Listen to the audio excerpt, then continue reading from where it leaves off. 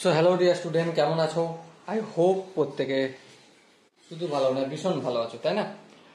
তো স্ক্রিনের ওপর যে প্রশ্নটা দেখা যাচ্ছে, কি লেখা আছে দেখো।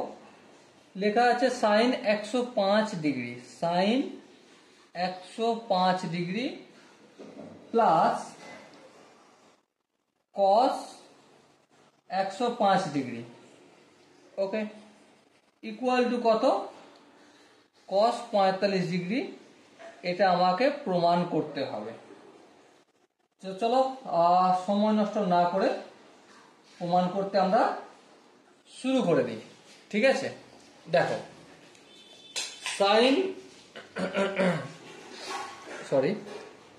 সাইন 105 ডিগ্রি আর কস 105 ডিগ্রি, এই দুটোকে আমরা কিভাবে লিখতে পারি?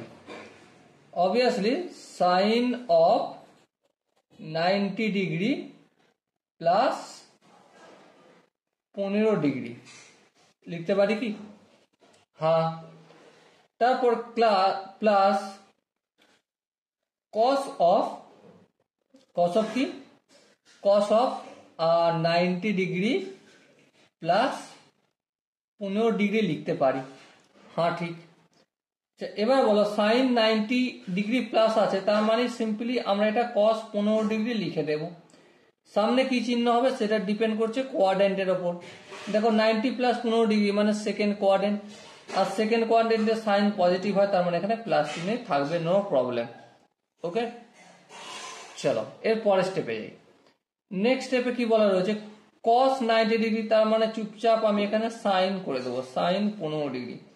কিন্তু যেহেতু সেকেন্ড কোয়াড্রেন্ট, সেহেতু কসের জন্য মাইনাস হয়ে যাবে। ওকে, আই হোপ এখানটা কারো বুঝতে অসুবিধা হওয়ার কথা নয়। আচ্ছা, এখানটা যদি বুঝতে অসুবিধা না হয় তাহলে একটা কথা বলো, আমরা একটু ছোটখাটো এখানে একটু রাফ ওয়ার্ক করে নিই অঙ্কটা বোঝার জন্য, ঠিক আছে? সাইন 45 ডিগ্রি, এটাকে আমি সাইন 45 ডিগ্রি যদি না রাখি, যদি চেঞ্জ করি, তাহলে কি করতে পারি? হ্যাঁ, করতে পারি। কত করতে পারি? সাপোজ এখানে যেমন কস 15 ডিগ্রি রয়েছে, তেমন আমি 15 ডিগ্রি রাখলাম, মাইনাস এই সাইন 15 ডিগ্রির জায়গায় আমি কি লিখতে পারি? কস অফ 90 থেকে 15 যদি বিয়োগ করি, 90 বা মাইনাস 15, তো 5 2 2 কত 9 7, কস 75 ডিগ্রি লিখতে পারি। দেখো, কস 15 ডিগ্রি মাইনাস কস 75 ডিগ্রি লিখলাম। আই হোপ এখানটা কারো বুঝতে অসুবিধা হওয়ার কথা না।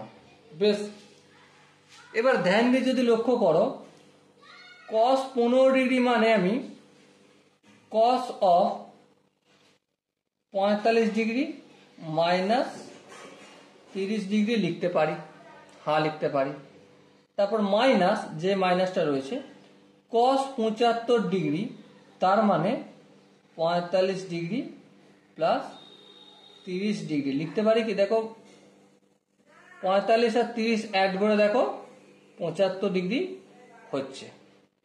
এবার দেখো, কস এ মাইনাস বি এর ফর্মুলা যদি ফেলি, তো কি ফর্মুলা হবে? Obviously cos of A into cos B, তাহলে cos 45 degree into cos 30 degree. হ্যাঁ, ঠিক। তারপর যেহেতু মাইনাস আছে, কসের সূত্রে কি হয়? প্লাস হয়, প্লাস দিলাম।